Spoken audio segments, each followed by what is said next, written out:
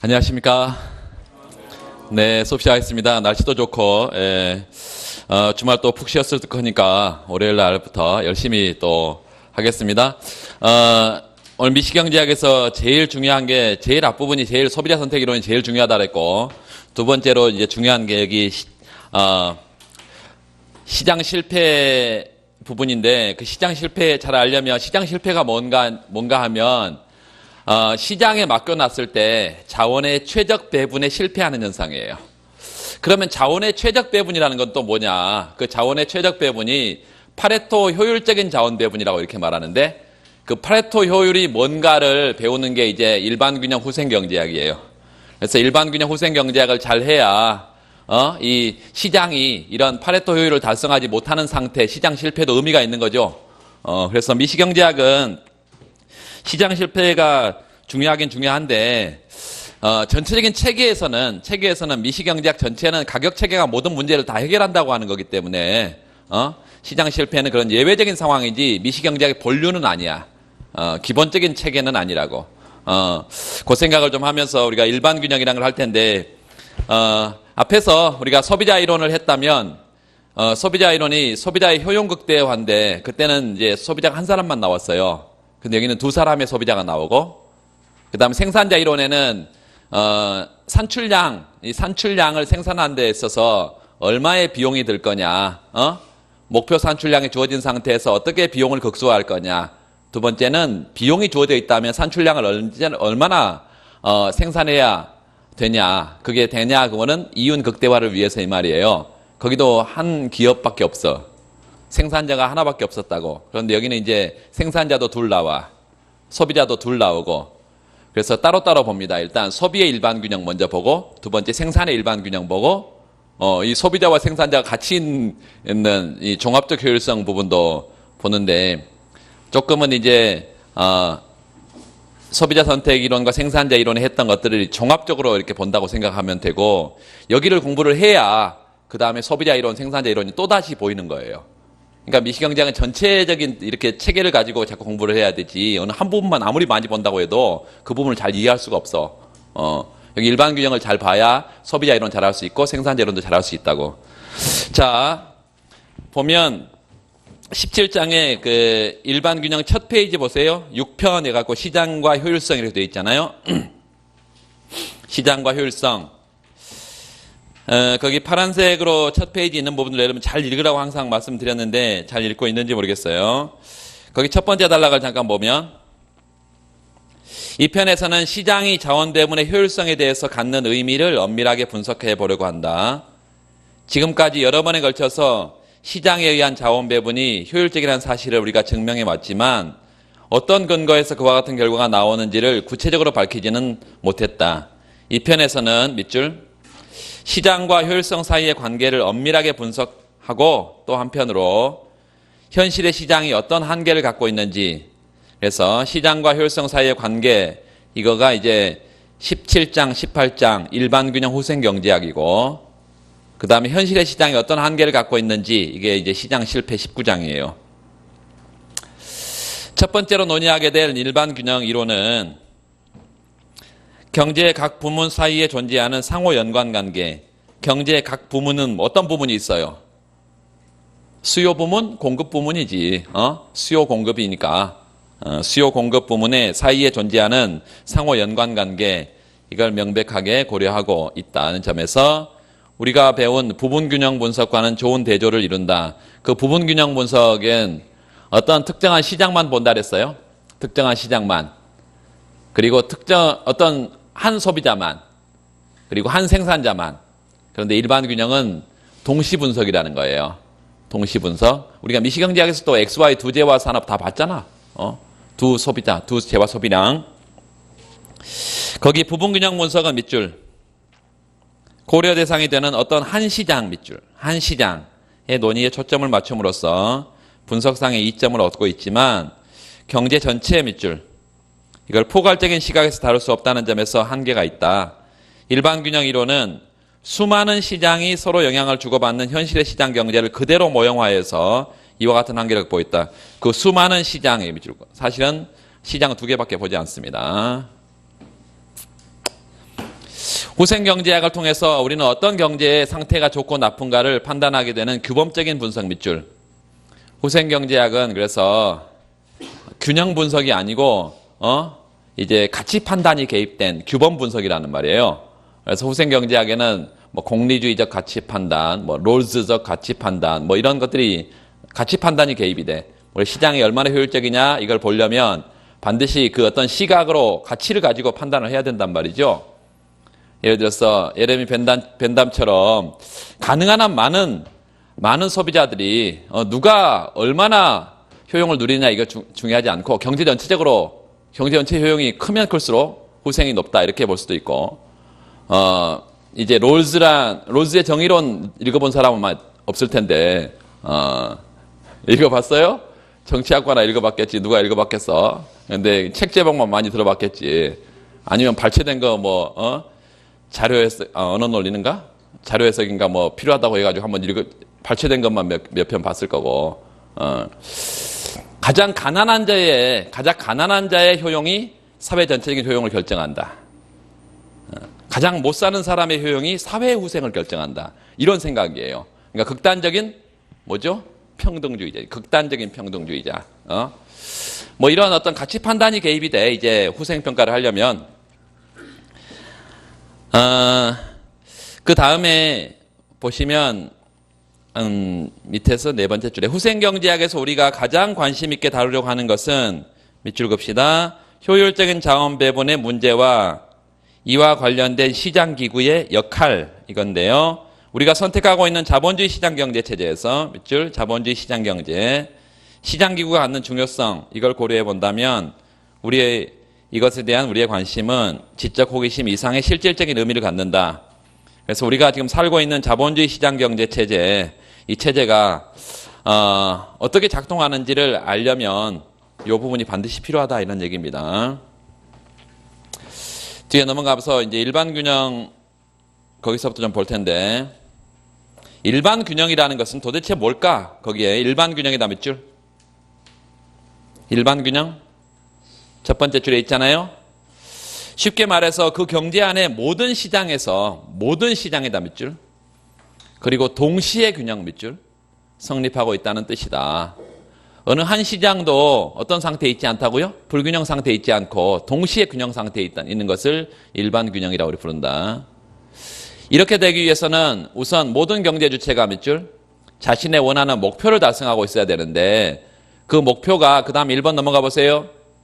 모든 소비자가 예산 제약하에서 효용 극대화를 달성하고 있어 밑줄. 예산 제약하에서 효용 극대화를 달성하고 있다. 그리고 요소 시장에서는 모든 소비자가 자신이 원하는 만큼의 요소를 공급하고 있다.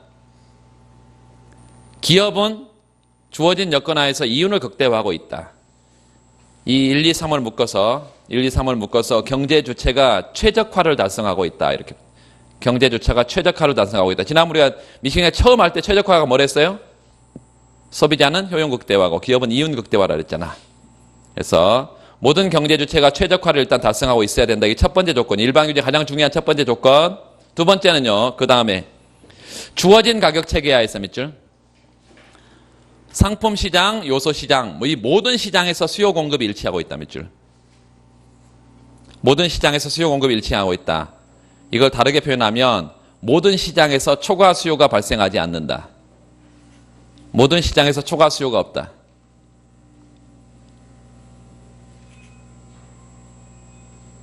그러니까 제너럴 이퀄리브리엄이라는 것은 일반 균형이라는 것은 균형이잖아요. 그러니까 시장에 초과 수요나 초과 공급이 없는 불균형 상태가 없어야 되고 두 번째 일반이라는 것은 어느 한 시장만 그래서는 안 되고 모든 시장이 다 그렇단 말이에요. 이게 두 가지 조건이 일반 균형의 조건이다. 그런데 뒤에 가면 이제 일반 균형도 있지만 일반 경쟁 균형이라는 것도 있어요. 일반 균형하고 다른 것은 앞에 경쟁이라는 단어가 하나 더 들어가 있는 거죠. 경쟁이라는 것은 뭐냐면 이런 경제 주체들이 최적화를 달성하고 있는데 시장에서 주어진 가격을 그대로 수용하는 가격 수용자로 행동을 하게 되면 그걸 일반 경쟁 균형이라고 그래요. 그리고 일반 경쟁 균형의 가장 대표적인 균형이 뒤에 나오는 왈라스 균형이라는 것입니다. 왈라스 균형은 일반 균형이라고 일반 경쟁 균형이라고 일반 경쟁 균형이다. 일반 경쟁 균형.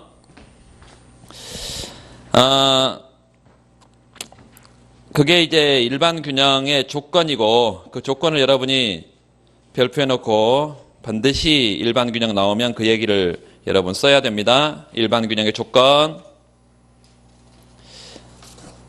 그 다음에 다음 페이지 넘어가 보시면 이제 순수 교환 경제 일반 균형이 있는데 순수 교환 경제 밑줄. 뭐를 순수 교환 경제라고 할까요? 왜 순수라는 단어가 붙어 있어? 그냥 교환 경제면 교환 경제지. 생산 경제가 포함이 되어 있지 않다 이 말입니다. 생산 경제가 포함이 되어 있지 않아.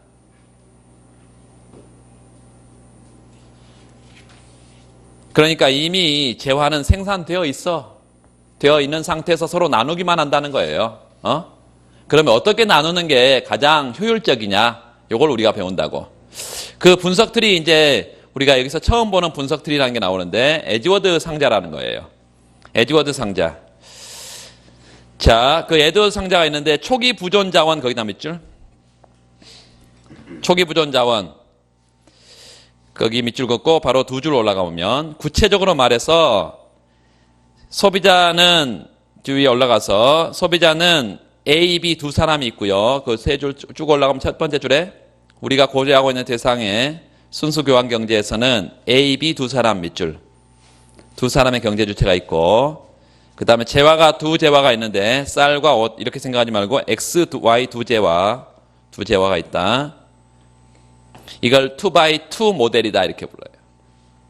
두 경제 주체가 있고 두 재화가 있다. 뭐가 없는 것 같아? 두 요소가 없잖아. 두 요소가 필요가 없어. 왜? 생산이 없어. 여기는 생산이 없어. 이미 생산되어 있어. 재화가. 그러니까 LK는 없어요. 그럼 어디 가면 이게 나올까? 뒤에 생산 경제에 가면 나오겠지. 이해되시죠? 그래서 2x2 모델이다. 좀 더 구체적으로 말하면 A는 쌀과 옷을 각각 X바, Y바 이렇게 밑줄 그세요. XA바, YA바. 그 말은 무슨 말이에요? A라는 사람이 X제를 X바만큼, Y제를 Y바만큼 갖고 있다는 거예요.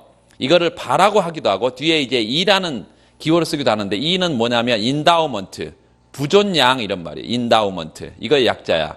그래서 XA 바 이렇게 쓸 수도 있고 XA 인다우먼트 이렇게 쓸 수도 있어요. 자, 두 번째는 YA 바 그러면 X제와 Y제를 그만큼 갖고 있고 소비자 B는 밑줄 그세요. XB 바 YB 바만큼 보유하고 있다고 가정한다. 이렇게 두 소비자 각자가 원래부터 처음부터 이미 생산을 해놨어 갖고 있는 그런 상품을 초기 부존 자원이라고 이렇게 부른다. 이니셜 인다우먼트. 자, 그거 가지고 이제 에즈워드 상자라는 것을 볼 텐데, 자, 보세요. 이제부터 첫 번째. 일반 균형의 가장 중요한 분석들인데, 에즈워드 상자.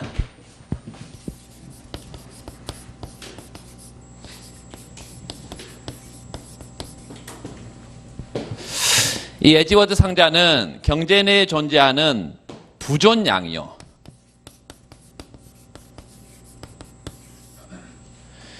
이 부존량으로 구성된 이걸 이제 실현 가능한 자원 대분이라 그러는데 실현 가능한 자원 대분 영어로는 feasible allocation. 이 두 소비자가 선택 가능한 자원 대분 얘는 에즈워드 상자로 제한이 됩니다. 예를 들어서 이렇게 보세요.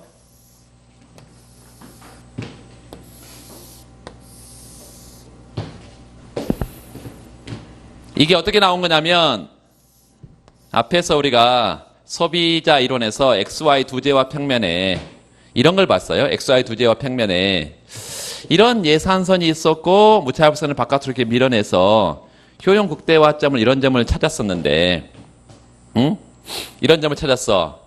그 말은 이쪽으로 가면 X제 소비량이 점점 늘고 이쪽으로 가면 Y제 소비량이 점점 느는 거죠. 근데 아무런 여기 원점이 그냥 5라고만 표시했었는데 얘가 이제 소비자 A라고 한다면 이걸 A의 원점이다 이렇게 쓴다고 해요. OA 이렇게. 그럼 소비자 A가 이 점을 선택했다는 것은 어떤 의미냐면 이 점을 선택했다는 것은 XJ를 XA A제 소비량이 점점 이쪽으로 갈수록 커지는 것이고 Y제 소비량이 Y제 소비량이 점점 이렇게 커지는 거라고 말할 수가 있어요. 이렇게 XJ, Y제 소비량이 자신의 원점 쪽에서 이제 멀어질수록 소비량이 커지는 거지. 이런 애가 소비자 A라고 한다면 소비자 B도 이런 걸 똑같은 걸 갖고 있을 거야. 소비자 B도 똑같은 걸 갖고 있어. 이렇게 예산 제약하에서 무차별성을 바깥으로 밀어낸 이런 형태. 이거는 소비자 B의 원점이겠지. 그쵸? 그런 XJ, YJ 두 제와 평면에 이런 점이 선택점이 되고 효용 극대화점이고, 그런데 여기서 어디로 갈수록 멀어질수록 원점에서 멀어질수록 이 재화 소비량이 점점 많아지는 거지. 그렇죠? 이런 것들을 서로 이제 페이스 투 페이스 서로 마주보게 그린 거예요. 이 두 개의 평면을 서로 마주보게 얘를 가져와서 여기다 갖다 붙였다고 생각하면 돼. 이렇게. 그래서 요게 에지워드 박스가 이제 이렇게 소비자 A의 원점과 소비자 B의 원점이 이렇게 나온다 이것입니다. 서로 마주보게 그렸어. 그러면 얘가 1로 갈수록 소비자 누구의 입장에서? A의 입장에서 XJ 소비량이 점점 증가하는 거죠. 1로 갈수록 어떤 거야? 소비자 A의 입장에서 YJ 소비량이 점점 증가하는 거잖아. 이거 YA. 여기 원점에서 점점 아래쪽으로 내려오면 소비자 B의 YJ 소비량이 점점 느는 것이고, 여기가 소비자 B의 XJ 소비량이 점점 느는 거죠. 그리고 이 에지워드 박스는 아까 이제 실현 가능한 부존량인데 실현 가능한 자원 배분이라 했어. 그 말은 경제 전체적으로 이제 XJ를 몇 개 갖고 있느냐 이 말이야. 이미 생산되어 있는 XJ를, 그래서 요 바를 붙이면 부존량입니다. 부존량. 이 X바는 누가 갖고 있는 것과 누가 갖고 있는 거의 합일까요? 소비자 A가 갖고 있는 XJ하고 소비자 B가 갖고 있는 XJ의 합일 거 아니에요? 그래서 이거를 이렇게 쓸 수 있어. 소비자 A가 갖고 있는 XJ, 여기를 이제 여기다 바라고 아까 붙여놨으니까 이렇게 바라고 일단 한번 쓸게요. 나중에 인다우먼트하고 혼용하겠습니다. 소비자 B가 갖고 있는 XJ 부존량, 이런 걸 합한 게 경제 전체의 총 부존량일 거야. XJ 총 부존량.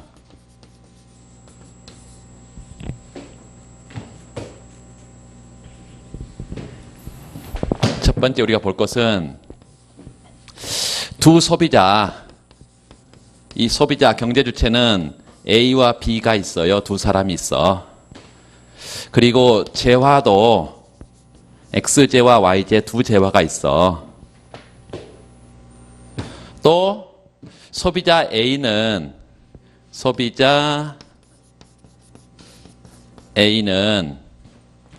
뭘 갖고 있냐면 XJ를 XA 바만큼 갖고 있고 YJ를 YA 바만큼 갖고 있어. 물론 소비자 B는 XJ를 XB 바만큼 갖고 있겠지. 여기 여러분 기호들이 여러분 익숙해야 됩니다. 자주 써봐야 되지 뭐 금방 이렇게 이 기호들이 익숙해지고 그러진 않아. 요 X, Y, Y, B 바 이렇게 해서 YJ도 마찬가지예요. 똑같이 Y, B 바 이렇게 갖고 있다. 그러면 우리가 조금 더 어떤 얘기를 해볼 수 있냐면 에지워드 상자 크기는 뭐가 결정한다고? 부존량이 결정하는데 XJ 같은 경우는 XA 바고 YJ 같은 경우는 Y 요 바지 YJ 부존량. 얘도 마찬가지예요. 누가 갖고 있는 것과 누가 갖고 있는 거에 YJ의 합을 소비자 A가 갖고 있는 YJ 양과 소비자 B가 갖고 있는 YJ 양을 합한 거겠지. 이렇게. 자, 그러면 우리 이렇게 쓸 수 있어요. 우리가 총 부존량, 다시 말하면 에지워드 상자에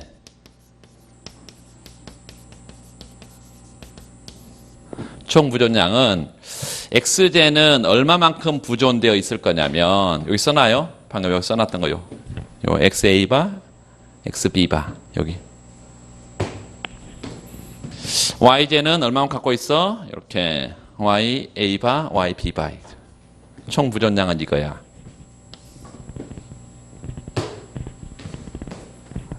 이 총 부존량이 에드워드 상자의 크기를 결정하고요. 요 부존량 범위 내에서만 내가 소비할 수 있지. 경제 전체에 10개밖에 없는데 내가 20개로 소비할 수 있어요? 없잖아. 그래서 이게 실현 가능한 자원 배분이다. 실현 가능한 자원 배분.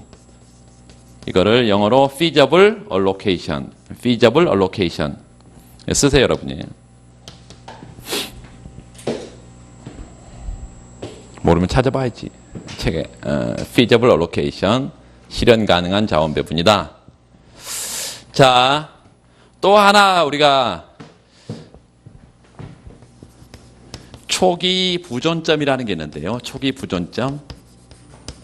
이걸 initial endowment. 그래서 보통 이제 I라는 기호를 쓰기도 하고, initial endowment, I라는 기호를 쓰기도 하고, 보통 이제 endowment 그래서요, E라는 기호를 쓰기도 합니다. endowment, 요 E라는 기호를 쓰기도 하는데, 하여튼 초기 부존점이다. 초기 부존점은 소비자 A의 입장에서 생각할 수도 있고 B의 입장에서 생각할 수도 있어요. 아무 점을 한 점 찍어봐. 여기 한 점이다. Initial endowment. 수평 수직의 점선을 쭉 보내보면 Initial endowment는 어떤 의미를 갖고 있냐면 소비자 A는 얘가 쭉 갖고 있는데 얼마만 갖고 있어? 요만큼 소비자 A가 지금 뭘 갖고 있는 거예요? XZ를 갖고 있는 거죠. 요만큼 소비자 A가 YZ를 갖고 있는 거야. 그렇죠. 그러니까 여기다가 이렇게 요거 XA 바를 여기다 쓸 수 있을까요? 여기다 쓸 수 있겠지? 소비자 A의 입장에서는 XA 바 이렇게 쓸 수 있어. 여기는 뭐라고 쓸 수 있어요? YA 바를 쓸 수 있다고. 소비자 A는 XY를 이만큼 갖고 있어. 여기는 뭐라고 쓸 수 있어요? XB? 사실 여기 이만큼 이제 가고 있는 것인데 사실 여기다가 바로 붙이면 이 점이 되겠어요. 얘는요, 이만큼은 누가 갖고 있다고? B가. 그래서 YB 바 이렇게 갖고 있다. 그래서 각각 소비자 A와 B가 갖고 있는 부존량을 이렇게 한 점으로 표시할 수 있다. 이게 초기 부존점이고 Initial Endowment 이렇게 부른다. 초기 부존점. 자, 이제 우리가 에드워드스 상자의 기본적인 내용을 정리를 했어. 만약에 얘가 경제 전체 총 이게 X바가 만약에 10개고요. 요거는 예를 들어서 한 20개다 이렇게 보면 에드워드스 상자가 이제 이게 수직으로 긴 직사각형 형태가 될 텐데 이 에드워드스 상자 크기 자체는 그렇게 그리는 건 뭐 중요한 건 아니고 앞으로 가능하면 비슷하게 그려주는 건 좋아요. 근데 나중에 여러분 그래프를 그리다 보면 이게 에드워드 상자 여기는 5개인데 여기는 20개라고 해서 이렇게 길게 그리지는 않아. 그래서 우리가 크기 비율은 꼭 맞춰줄 필요는 없는데 하여튼 정확하게 표시를 해줘야 돼. 10개, 20개. 막 이런데 소비자 A가 얘를 8개 갖고 있고 얘를 4개 갖고 있다고 하면 이렇게 쓸 수 있어요. Initial Endowment 여기 예를 들어서 여기 8개고 여기 4개다. 그러면 얘는 몇 개씩 갖고 있는 거야? 20개에서 4개를 빼면 16개를 얘가 갖고 있는 거고 이렇게 생각하면 돼요. 16개를 갖고 있는 것이고 얘는 지금 10개에서 2개밖에 안 갖고 있는 거지 이렇게. 뭐 이런 식으로 우리가 뭐를 표시할 수 있다? 에드워드 상자를 구체적으로 표시할 수 있고 이걸 이해를 해야 됩니다. 이걸 이해를 해야 돼. 우리는 뭐만 그리면 되겠어 이제? 얘를 그렸으니까 뭐만 그리면 되겠어? 얘를 그리면 되겠지 얘를요. 얘를. 그래서 이 안에다가 이제 우리가 무차별선을 그려서 균형들을 찾아가면 그게 가장 파레토 효율적인 자원 배분점들을 막 찾는다고 이제. 이해되시죠? 일단 거기까지 자, 책을 좀 보시면 거기 에드워드 상자 그래프 그려져 있는 거 좀 보세요. 거기 쌀이라고 되어 있는데 거기다가 그 옆에다가 요걸 써요. X바 이퀄 XA바 플러스 XB바.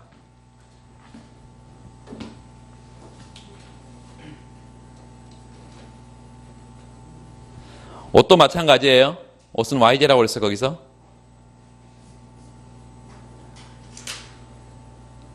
y바는 y a바 플러스 y b바 이렇게 써냈어. 거기 x a 바 이렇게 돼 있는 거는 뭐예요? 뭐라고 읽어야 돼? 여기 수평축에 요 x a 바라고 돼 있는 건 뭐냐고? 응? 그래, 초기 부존량, 초기 부존량. 소비자 A의 X제 부존량. 이렇게 읽어요. 항상 우리가 순서대로 했잖아. 소비자가 있고, A, B 소비자가 있고, 재화가 X제와 Y제화가 있으니까, 순서대로 누구의? 소비자 A의 X제의 부존량. 그러면 저 위에 XB바는 뭐예요? 소비자 B의 X제의 부존량. 이렇게 읽는다 이것입니다. 자, 거기 밑에 17.1 보니까 그런데 두 사람이 각각 아래와 같은 상품 묶음 QA와 QB를 소비하게 된다고 하자 밑줄. 그래서 이제 찍어 볼 텐데요. 그 밑에 두 상품 묶음 짝 QA와 QB를 가리켜서 자원 배분 혹은 줄여서 배분 allocation이라고 이렇게 부른다. 그 뒤에 넘어가 볼 텐데 거기 실현 가능한 자원 배분이 있어 밑줄. 실현 가능한 자원 배분 feasible allocation. 그 앞부분에 끝에부터 우리 잠깐 보면 두 사람에게 쌀과 옷을 일정한 양만큼 배정하는 데는 셀 수 없이 많은 방법이 있는데 바꿔 말하면 거기다 밑줄 무수히 많은 자원 배분이 존재할 수 있다는 것인데 이들 중에 어떤 것은 실현할 수 있는 반면에 어떤 것은 실현할 수 없는 성질의 것도 있다. 둘에게 배정된 각 상품의 합이 밑줄 둘에게 배정된 각 상품의 합이 그 상품의 총 부존량을 뭐하지 않아야 돼? 초과하지 않는 배분. 이게 실현 가능하고 실현 가능한 자원 배분이라 이렇게 부른다. 교환의 발생 이런데 자, 두 번째 에즈워드 박스라는 것을 우리 상자도를 간단히 좀 봤고 교환이라는 것을 좀 보면 이렇게 일일이 박스를 나누어 가지고 얘 설명하고 얘 설명하고 이런 일은 없습니다, 여러분. 처음이니까 이렇게 하는 거예요. 이때 잘해야 돼, 여러분. 일반 균형만 보면 학생들이 공부를 좀 이제 처음 한 학생들이라든가 또 이제 미시경제학이 마지막 파트이기 때문에 소홀히 하고 뭐 빠지고 이런 사람들 이게 항상 어려워해요. 자, 보면 여기 A의 원점이고 여기 B의 원점이다. X제는 X바만큼 있고 Y제는 Y바만큼 있어요.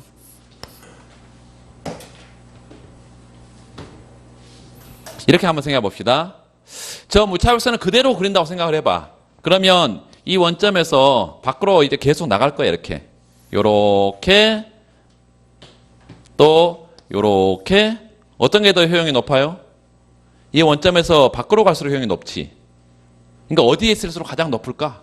여기 있으면 소비자 A의 입장에서는 가장 효용이 높겠죠. 얘도 마찬가지예요.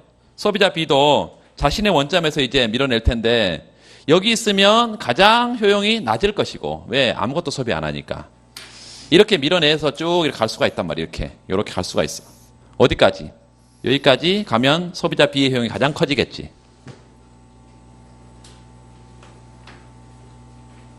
이렇게 자신의 원점 쪽에서 멀어지면 효용이 커진다. 우리가 무차별선을 얘가 지금 인디퍼런스 커브인데 소비자 A의 무차별 곡선이다 이렇게 쓸 수 있겠죠. I, A 이렇게. 얘도 소비자 A의 무차별선이지 I, A. 그럼 뭔가 좀 구분이 필요하죠. 그래서 뭐 프라임, 더블 프라임 뭐 이렇게 프라임을 이렇게 쳐 나갈 수도 있고 이제 나중에 보면 여기에 이제 제로, 원, 투 이렇게 갈 수도 있어요. 뭐 제로, 뭐 원, 투 뭐 이런 식으로 이제 가면서 밖으로 갈수록 효용이 더 커진다.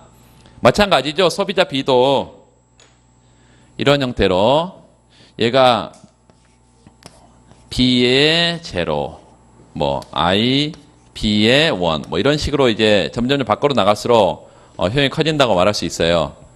근데 우리가 걔가 이렇게 얘는 밖으로 계속 밀어내고 있고 얘도 밖으로 계속 밀어내고 있는데 언제 보니까 이렇게 만나더라 이것이에요. 이렇게 서로 접하더라 이거예요. 뭐 이런 점들이 이제 좀 특이한 점들인데 얘하고 이렇게 접한다고 하면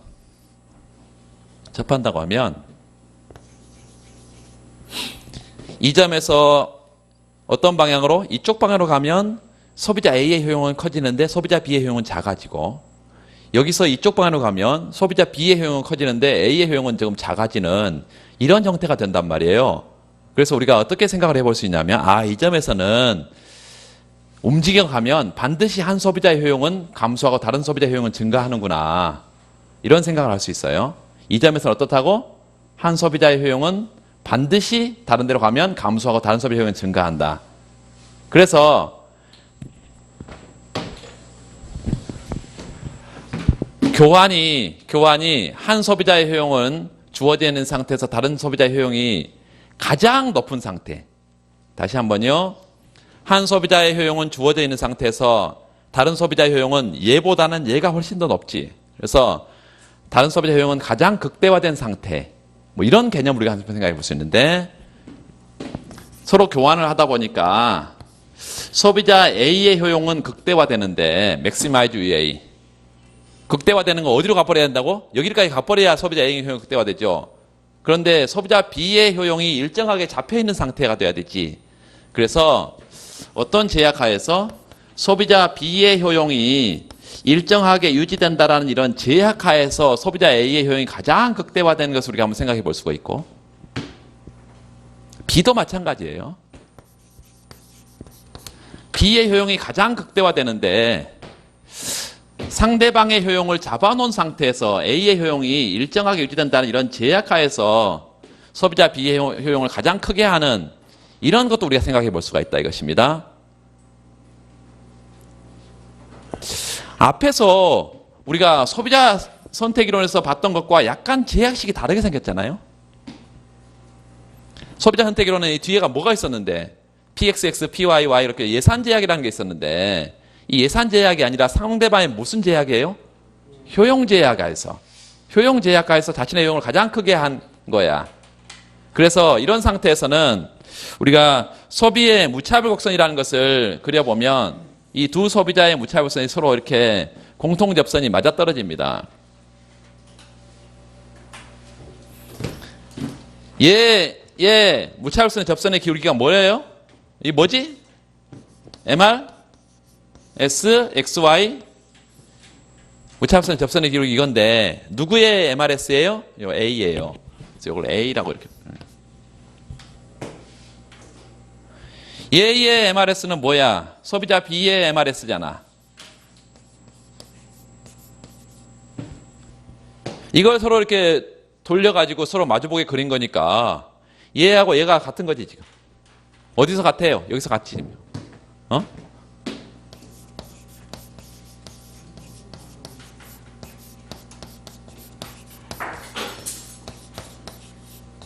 같은 거지 이렇게.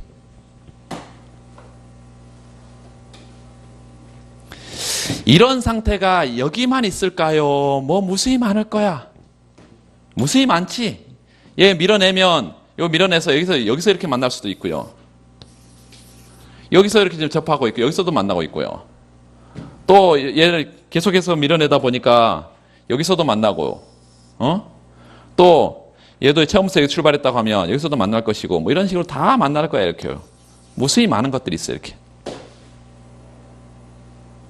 이런 상태가 두 소비자의 무차별선의 접선의 기울기가 맞아떨어진 상태가 무수히 많다고 이 무수히 많은 점들을 하나 연결을 해놔 봐요. 이렇게.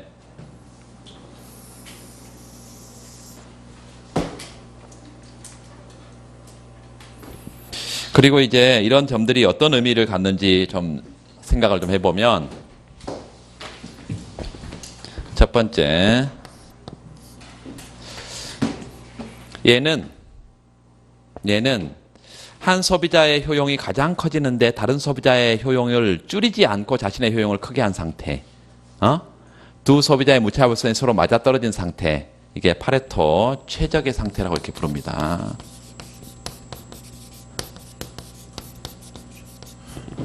혹은 파레토 효율이 달성된 상태라고 이렇게 불러요. 파레토 효율성이 달성된 상태. 이 파레토 효율은 개념상 뒤에서 우리가 이제 일반 후생경제학에서 다 나오는 얘기인데요. 후생경제하고 일반 균형 분리할 수가 없습니다. 지금 그러니까 책의 편제상 그렇게 분리가 되어 있지. 이 일반 균형에서 후생경제학 얘기를 안 할 수가 없고, 후생경제학 가면 당연히 일반 균형 얘기를 당연히 하죠. 파레토 효율은 일단 파레토 개선이 더 이상 가능하지 않는 상태가 파레토 효율입니다. 이걸 파레토 임프루브먼트 그러는데요. 파레토라는 사람이 말한 임프루브먼트, 파레토 개선이라는 게 있는데요. 그 파레토 개선이 더 이상 불가능하면 파레토 효율이라고 이렇게 말하고, 파레토 개선은 또 뭐냐? 파레토 개선은 두 경제주체의 소비자 A와 B가 있어 지금. 그런데 한 소비자의 효용을 뭐 하지 않고는, 감소시키지 않고는, 줄이지 않고는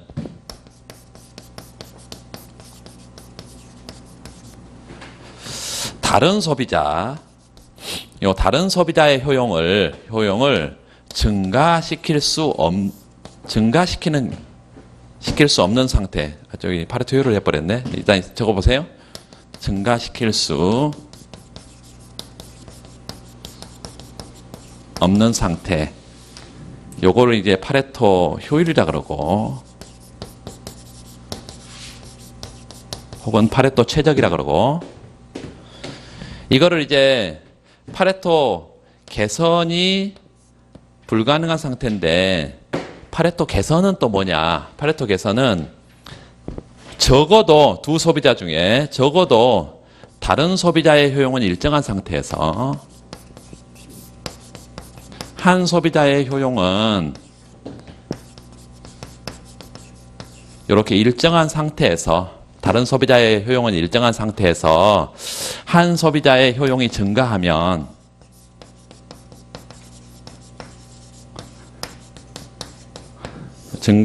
이걸 파레토 개선이라고 이렇게 부릅니다. 뭐라고? 다른 소비자의 효용이 일정한 주에 주어진 상태에서 한 명의 소비자의 효용이 증가하면 이게 파레토 개선이라고 그래. 예를 들어서 A, B가 효용을 5만큼 누리고 있는데 A는 5 효용을 그대로 누리고 있고 다른 사람이 6이 되면 이게 파레토 개선이라고. 만약 5의 효용을 누리고 있다가 둘 다 6, 6이 됐어. 그럼 파레토 개선이 아니에요. 그것도 파레토 개선이에요. 왜냐하면 한 사람의 효용이 적어도 주어져 있는 상태에서, 줄이지 않고 주어져 있는 상태에 다른 소비자 효용이 늘면 파레토 개선인데, 5, 5에서 5, 6이 되든 6, 6이 되든 다 파레토 개선이다 이 말이에요. 그런데 이런 파레토 개선이 더 이상 불가능한 상태가 요 파레토 최적인데, 요 파레토 최적은, 파레토 효율은 보니까 요 한 소비자의 효용을 감소시키지 않고 다른 소비자의 효용을 더 이상 증가시킬 수 없어. 증가하면 뭔데? 개선인데 증가시킬 수 없으니까 효율이지. 이해되시죠? 이제 파레토의 개념에 대한 얘기를 좀 했고, 여기에 여기다 써놔요. 이게 파레토 최적 조건입니다. 이게 파레토 최적 조건이야.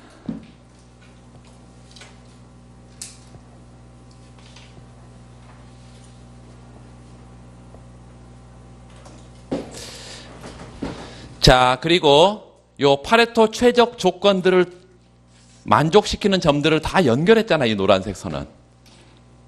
그러니까 파레토 최적, 파레토 효율성을 달성한 상태들을 다 연결한 거잖아요. 이걸 소비의 계약 곡선이라고 이렇게 부릅니다.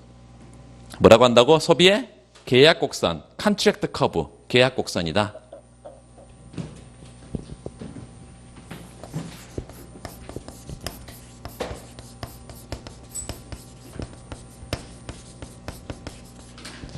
요 컨트랙트 커브가 뭐라고? 소비의 계약 곡선은 한마디로 말하면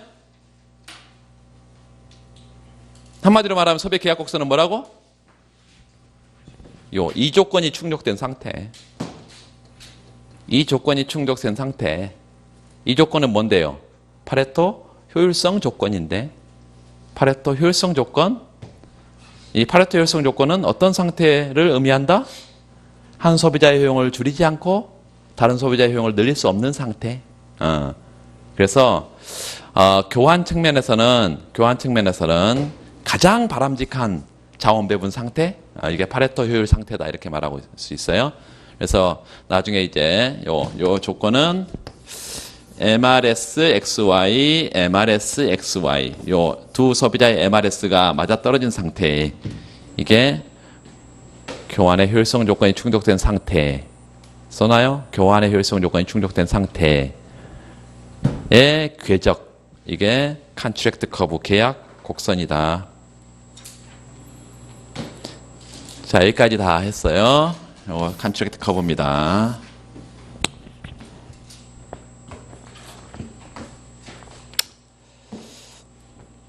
자, 그리고 이제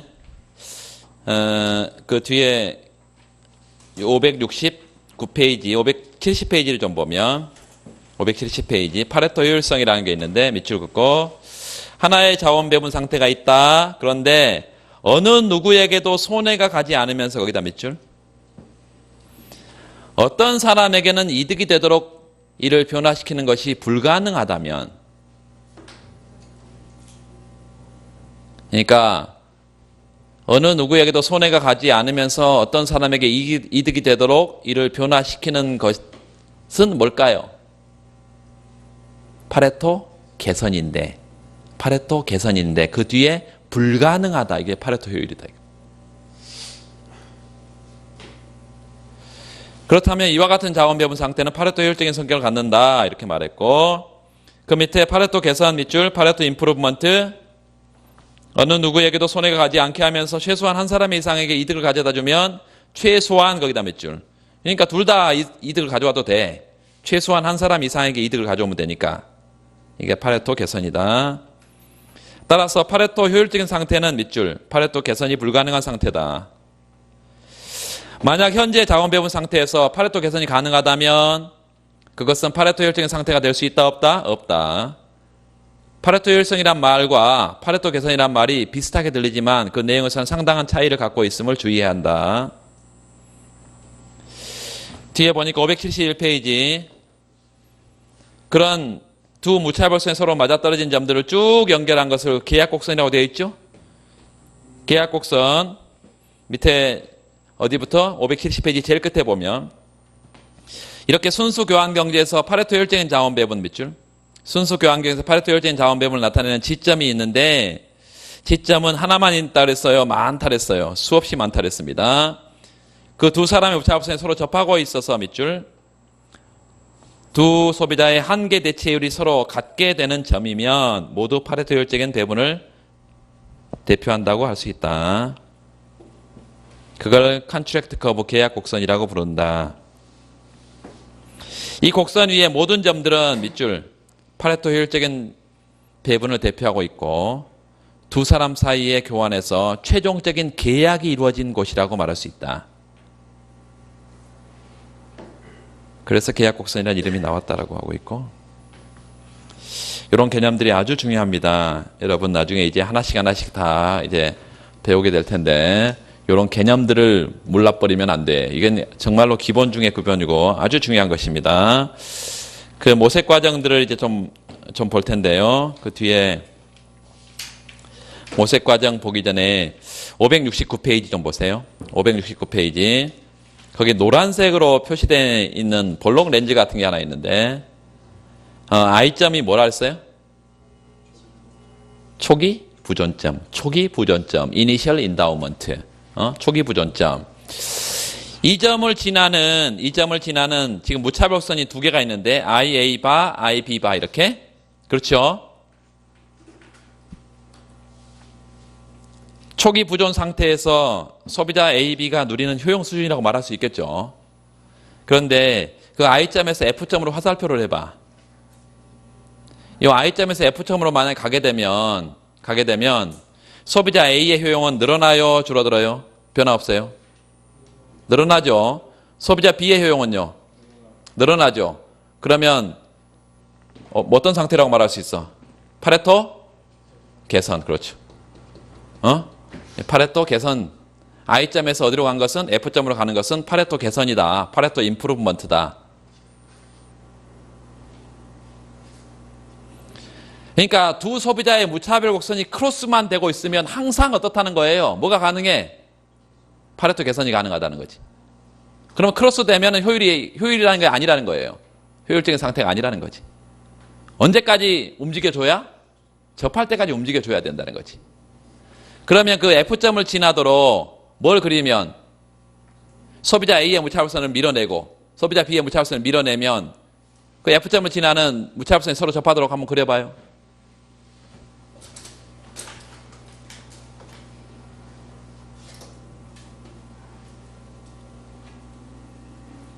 소비자 A와 B의 무차별선이 서로 접하도록 한번 그려봐. F점에서.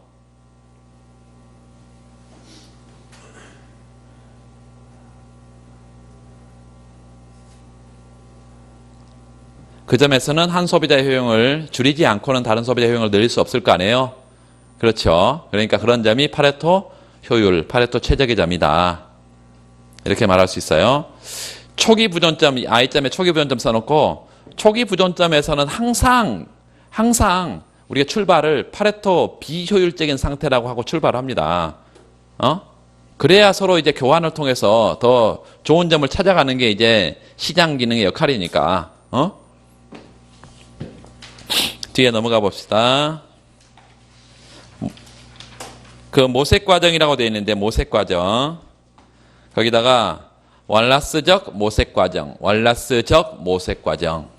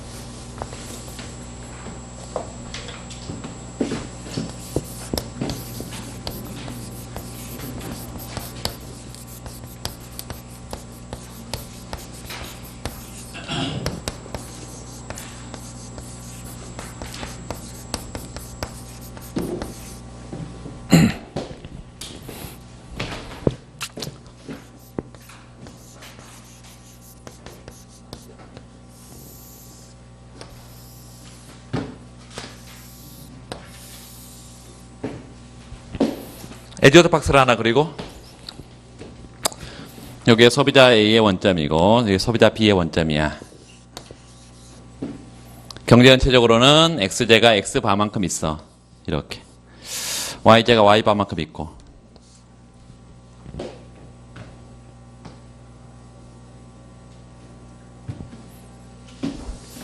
여기 치우쳐서 한 점을 찍겠습니다. I라고 Initial Endowment.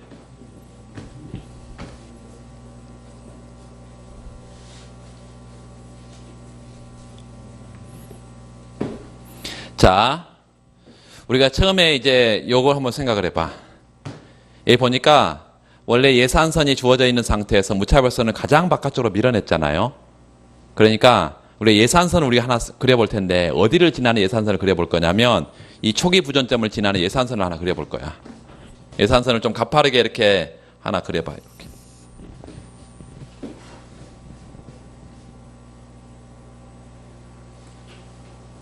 소비자 A의 무차별선을 쭉 바깥으로 밀어내면 어떻게 된다고? 여기 어디까지? 접할 때까지 밀어내야 효용이 가장 커지겠지. 그래서 요런 한 점 찍어서 접할 때까지 밀어냈다.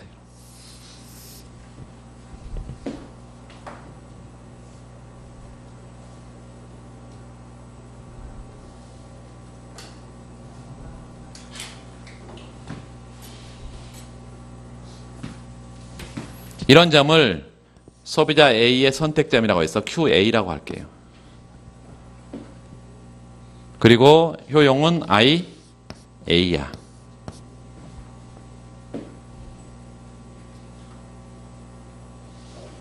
마찬가지 B도 똑같이 여기 무차별선이 이렇게 바깥으로 원점에서 바깥으로 밀어낼 수용이 커질 텐데 예산선을 벗어날 수가 있어 없어? 없죠. 그래서 예산선을 벗어나지 않도록 여기에 접을 찍어서 이렇게 소비자 B의 무차별선 이렇게 표시할 수가 있어요. 이게 QB 소비자 B의 선택점이야.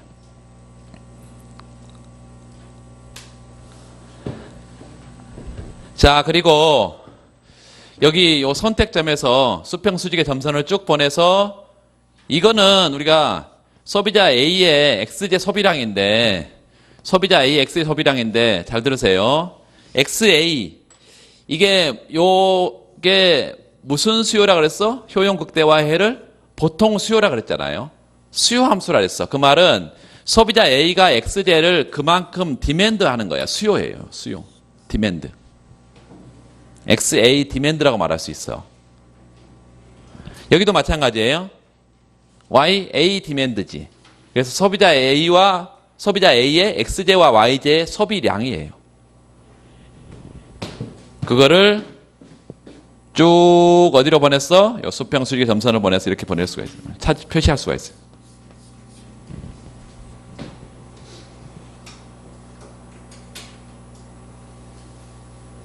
소비자 B도 마찬가지죠. 이렇게 수평수직 점선을 쭉 보내면 소비자 B의 X제, Y제 소비량을 표시할 수가 있어요. 이렇게.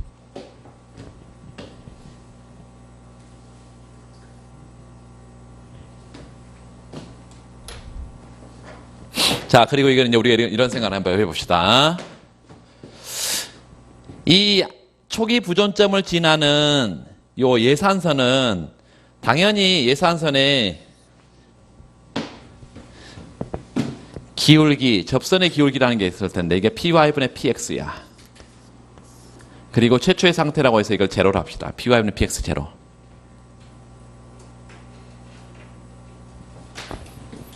처음에 우리가 어떻게 생각을 해볼 수 있냐면 첫 번째 요 py분의 px 제로라는 이런 가격체계 가격체계라는 표현을 썼어요. 이 상대 가격을 가격체계. 왜냐하면 무수히 많은 상대 가격 변화가 있을 테니까 그런 것들을 다 모아서 가격체계라는 표현을 씁니다.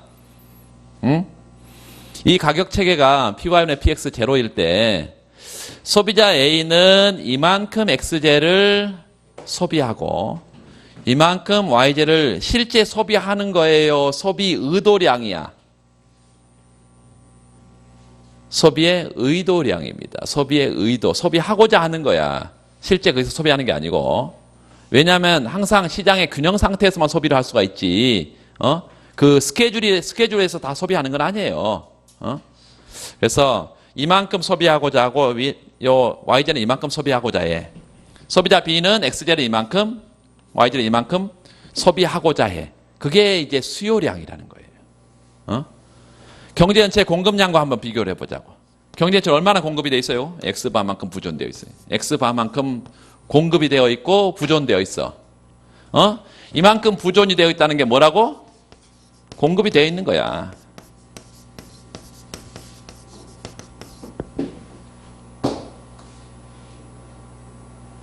수요는요. 소비자 A의 X제 수요량을 XA 디맨드 이렇게 쓸 수가 있고 요 Y제는 YA 디맨드가 이만큼이야. 요 기호에 익숙해지세요. 자꾸 조금만 기호가 복잡해져 버리면 이제 기호에 익숙해져야 돼. 자꾸 써보는 방법밖에 없어요. 얘는 소비자 A가 X제의 수요는 이만큼이야. 여기도 마찬가지예요. 여기는 소비자 A의 입장에서, 소비자 B의 입장에서 X제 수요량이고, 요건 Y제 수요량인데 소비자 B의 Y제 수요량입니다. 여기 X제, 소비자 B의 X제 수요량. 이건 수요고 이건 공급이야. 경제 전체 공급은 요만큼인데, 요만큼을 소비자 A가 수요하고, 이만큼을 소비자 B가 수요해. 그러니까 수요가 많아, 공급이 많아요? 공급이 많죠. 요 공급을 다 못 채워. 얘하고 얘를 합해봐야 이만큼 남잖아 지금. 그래서 공급이 수요를 넘어서고 있습니다. YJ 보세요. YJ 부존장은 Y바야. YA 디맨드하고 YB 디맨드가 합해져 봐도 보면 어때요? 요게 요만큼 YJ를 수요하려고 소비하려고 이만큼 소비하려고 하고 경제체의 총 부존량은 이것밖에 안 되는데 요만큼 부족하지 지금. 그래서 요만큼이 수요가 많아요. 이런 거를 XJ에 대해서 초과 수요라 할까요? 초과 공급이라 할까요? 초과 공급이고 excess supply. 이건 뭐라 그래? excess demand. 일반 균형 상태예요? 아니에요? 아닌데 자, 좀 구체로 좀 봅시다. 시장의 불균형 상태이기 때문에 일반 균형은 당연히 아닐 거야. 그런데 뭐는 달성하고 있어 지금 이 상태에서? 예산 제약하에서 효용 극대화를 달성하고 있어요. 요 예산 제약하에서 얘가 효용 극대화를 달성하고 있어요. 그래서 경제 주체가 최적화를 달성하고 있다는 것과 시장의 균형이라는 것은 같은 말이에요? 아니에요. 최적화를 달성하고 있어도 균형이 아닐 수가 있어. 그러니까 두 가지가 다 달성돼 있어야 시장은 일반 균형 상태라고. 아까 그래서 우리가 처음에 그 균형이라는 그게 개념이 중요하다 그랬잖아요. 그래서 이 상태는 시장이 두 경제 주체가 뭐를 달성하고 있어? 최적화를 달성하고 있음에도 불구하고 경제 전체에 초과 수요와 초과 공급이 존재하고 있기 때문에 제너럴 이퀄리브리엄이 될 수가 없다. 그러면 이걸 어떻게 시장이 움직여줘야 일반 균형이냐? 제너럴 이퀄리브리엄 이거를 어떻게 하면 달성할 수 있겠냐? 자, 보세요. 이렇게 초과 수요, 초과 공급이 불균형이라면 X제는 남아 돌고 Y제는 부족해. 남아 돌면 가격이 어떻게 될까요? 낮아지죠. 낮아지고 얘가 부족하면 가격이 높아지겠지. 그래서 결과적으로는 요 초과 수요, 초과 공급 때문에 요 PY분의 PX가 어떤 방향으로 움직일 거냐면 X제는 요 남아도니까 가격이 떨어지고요. Y제는 부족하니까 가격이 상승해서 시장 가격이 이렇게 변할 거라는 얘기예요. 그 변화된 시장 가격을 이 초기 부존점을 중심으로 더 낮은 가격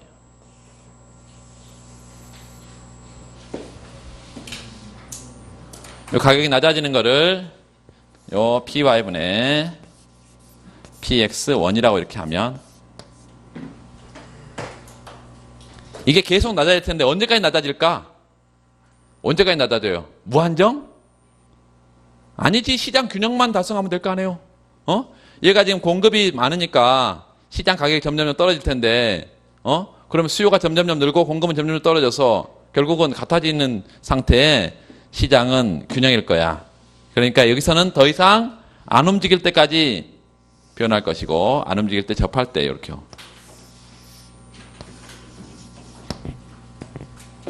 접할 때까지 가격이 움직일 거라고.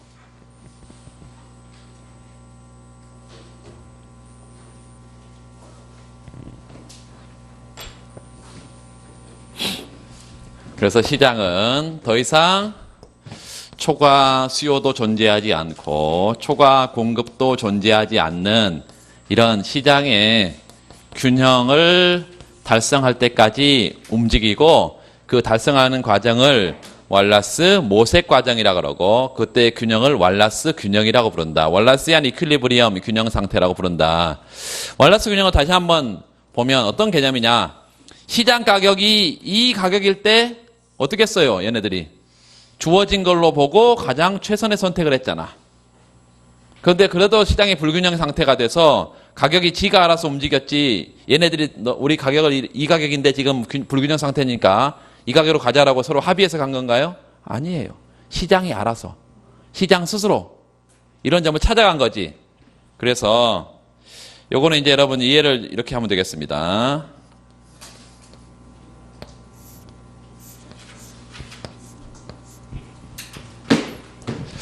x제를 델타 x만큼 y제를 델타 y만큼 이렇게 x, y제를 서로 뭐 해서 일로 갔다고 생각할 수 있어?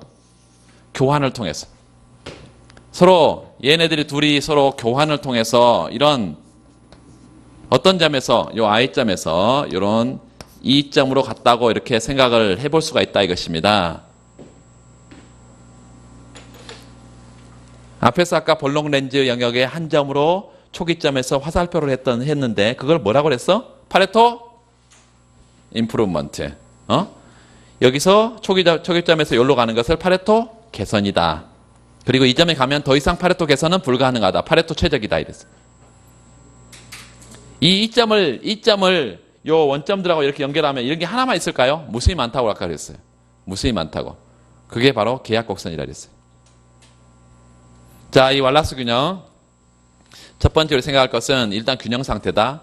두 경제 주체들이 다 무차별성이 이렇게 맞아떨어져 있으니까 파레토 효율이다. 다시 한번. 요 점은 어떤 점이라고요? 파레토 효율적인 자원 배분점이다. 두 번째, 시장 가격이 주어진 걸로 간주하고 이걸 그대로 수용하고 있다. 그래서 균형이면서 가격 수용자로 행동하고 있는 상태의 균형이다. 제너럴 이퀄리브리엄이에요? 아니면 제너럴 컴피터티브 이퀄리브리엄이에요? 컴피터티브. 가격 수용자로 행동하고 있는 상태에서 일반 균형이다. 그래서 일반 경쟁 균형이다 이 말이에요. 그래서 그 뒤에 넘어가 보면 모색 과정 이전에 그 QA 나와 있고 QB 나와 있어요. QA 나와 QB 나와 있어. QA 옆에다가 소비자 A의 효용 극대화점, QB는 소비자 B의 효용 극대화점. 그러면서 지금 뭐는 표시가 안 돼 있냐면 얘가 표시가 안 돼 있잖아요. 불균형 상태인 것을 이렇게 설명을 해야 됩니다.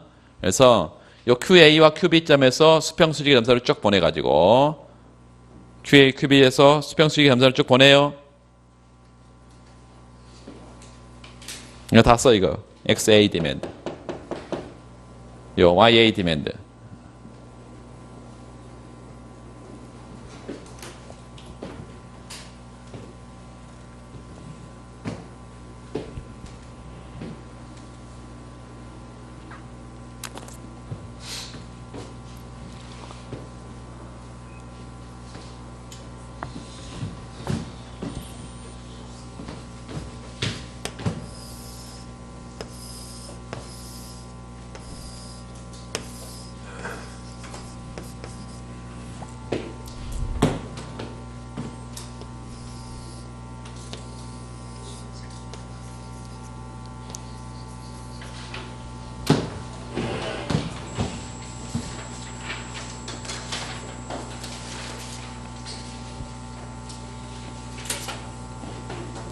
모색 과정을 설명 한번 해보면 이게 주어진 예산 제약하에서 효용 극대화하고 있죠, 둘 다. 그렇죠. 근데 XJ에 대해서는 뭐가 발생하고? XJ에 대한 뭐가 발생해? 초과? 왜 초과만 나오고 뒷말이 안 들려? 뒷말이 초과? 초과 공급? 여기가 XJ 초과 공급인데 그대로 초과 공급인가 지금?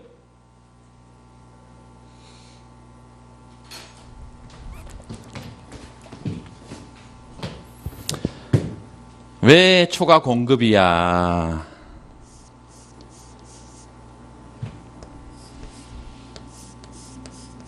이게 초과 공급이에요?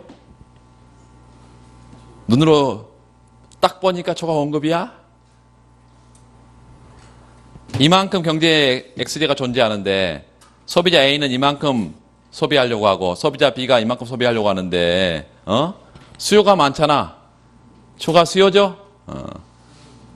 초과 공급이면 내가 물었겠어? 뭐하러 힘들게 그려? 똑같은 건데.